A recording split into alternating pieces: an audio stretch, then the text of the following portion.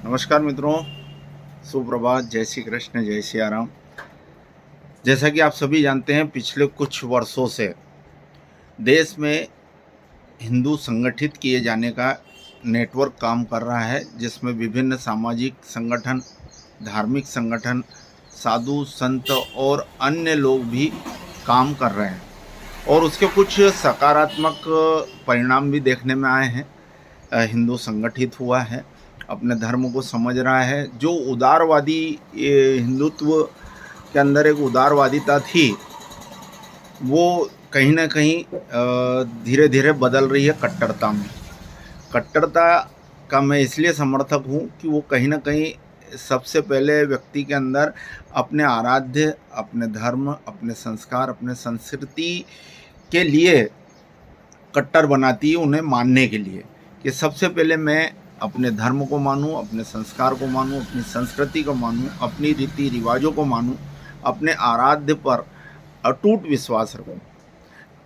अभी तक ये होते आया था कि उदारवादी जो हिंदुत्व था, वो अगर यहाँ काम नहीं बना तो वो वहाँ नहीं तो वहाँ, मतलब उसमें वो धार्मिक कट्टरता नहीं थी।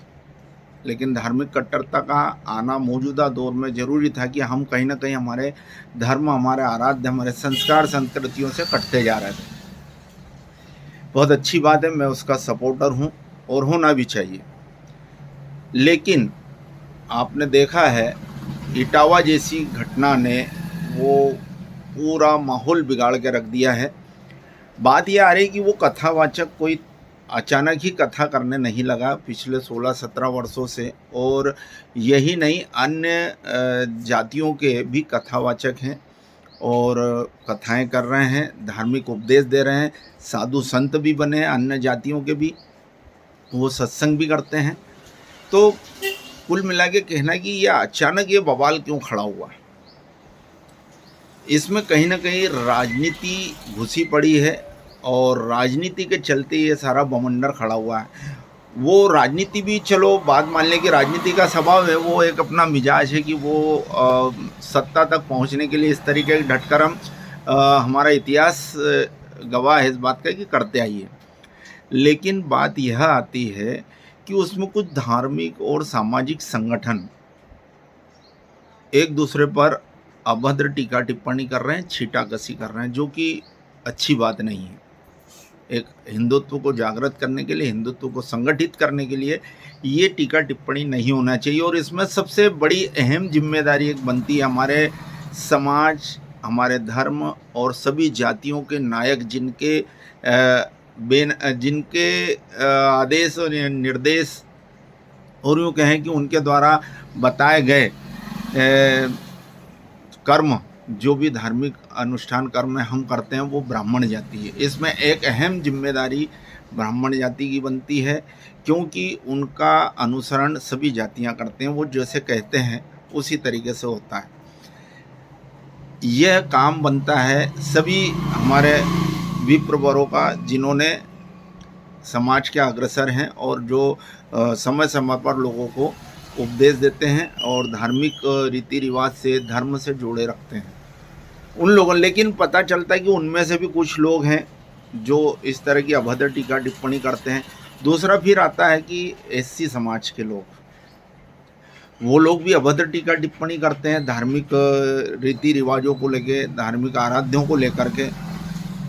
बौद्ध धर्मावलंबी बन जाते हैं। बौद्ध धर्मावलंबी बनने के बाद वो अपने ही त्यागे गए धर्म पर अभद्र टीका टिप्पणी करते हैं। तो ये बातें जो है वो शोभा नहीं देती है, नहीं करना चाहिए। इसके ऊपर नियंत्रण होना चाहिए, इसलिए कि हमें हिंदू संगठित करना है। इटावा की घटना के बाद आप देखो, वो अभी मामला शांत हुआ नहीं है और महाराष्ट्र में हिंदी भाषी को लेकर के मामला हो गया है कि महाराष्ट्र में रहना है तो आपको मराठी बोलना ही पड़ेगा, मराठी आना ही चाहिए। तो हम क्या स्वतंत्र भारत में रह रहे हैं? ये एक सोचने वाली बात है। तो ऐसी मानसिकता वाले जितने भी लोग हैं पूरे हिंदुस्तान के किसी भी कोने में रह रहे हैं, इन्हें हमें इनका विरोध करना चाहिए। ठीक है, आप अपने प्रदेश, आप ये क्षेत्रीय भाषा है भाई, ये क्षेत्रीय भाषाओं को आप राष्ट्रीय भाषा में या उन अपने रीति रिवाजों को थोप नहीं सकते किसी पे। यह स्वतंत्र भारत है।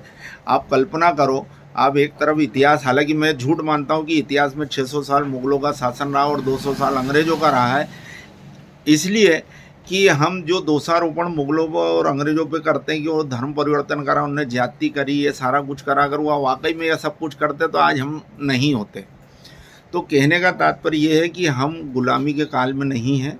गुलामी के काल में भी सब स्वतंत्र थे। ऐसा नहीं था कि ये महाराष्ट्र का है तो मराठी बोलेगा, वो गुजरात का है तो गुजराती ही बोलेगा, ये उत्तर प्रदेश का है तो वहीं की भाषा बोलेगा, राजस्थान का तो राजस्थानी भाषा बोलेगा और कहीं की भाषा नहीं बोलेगा। तो ये सारी बाध्यता तो मुगलों के समय भी नहीं थी, उस समय भी एक आज़ादी थी। तो ये आज़ाद भारत में ये बीमारी, ये वायरस कौन फैला रहा है? मुझे सबसे बड़ी साजिश इसमें ऐसे शातिर लोगों की लग रही है, जहां हमारा हिंदू संगठित हो रहा है वहीं वो हिंदुओं में बिखराव का कारण ये इटावा और महाराष्ट्र जैसी भाषी विवाद जो हैं ये बनेंगे। तो मेहरबानी करके उन सभी साधु संतों से भी जो हिंदुओं को संगठित करने में लगे हैं, वो इस मामले में आए और संज्ञान लें और लोगों को समझाएं कि आपको हिंदुओं को संगठित करना है, ये इस तरीके के विवादित कामों में और उल्लू बातों में नहीं पड़ना है। तो मित्रों, मेरा काम था, मैंने किया, अब आपका काम है आपको किस तरीके से करना है। मैं किसी का विरोधी नहीं हूँ, लोग मुझे कभी कभी धर्म विरोधी भी कहते हैं, लेकिन मैं ऐसा नहीं हूँ, मेरा उद्देश्य कुछ अलग है। आप लोग इसमें सहमत हो या ना हो ये भी कोई ज़रूरी नहीं, लेकिन कुल मिला के ये है कि आज़ाद भारत में है, हम गुलामी के काल में भी इस तरीके का हमने जीवन नहीं जिया था। नमस्कार।